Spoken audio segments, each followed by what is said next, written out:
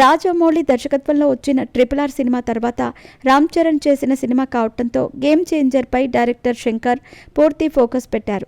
దాదాపు 3 సంవత్సరాల పాటు ఈ సినిమా కోసం పనిచేశారు.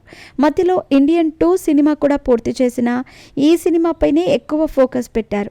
అటు రామ్ చరణ్ కూడా ఈ ప్రాజెక్ట్ కోసం ఎదురు చూస్తూనే వచ్చారు.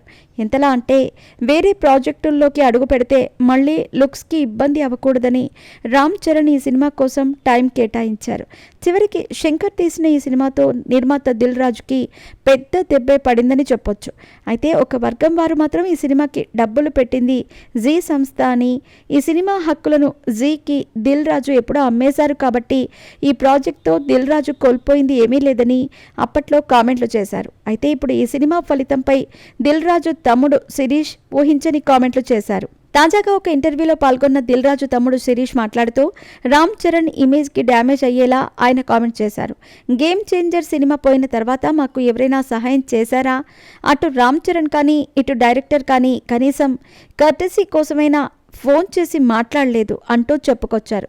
ఈ విషయం నిన్న మీడియా మిత్రులు అదేంటి రామ్ చరణ్ ఫోన్ చేస్తారు కదా అని అడిగితే ఎవ్వరూ మాకు ఫోన్ చేయలేదు అని శిరీష్ గట్టిగా సమాధానం చెప్పారు.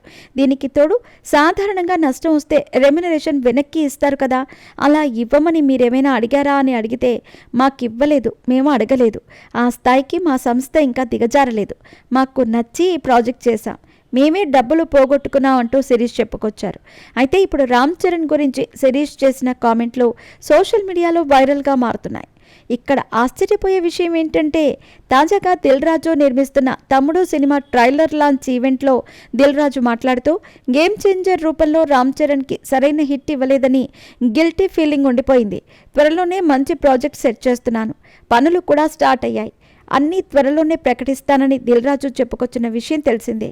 ఇప్పుడు శిరీష్ ఇలా మాట్లాడటంతో అన్న ఒకలా తమ్ముడు మరోలా మాట్లాడటం ఏంటి అంటూ అందరూ కామెంట్లు చేస్తున్నారు.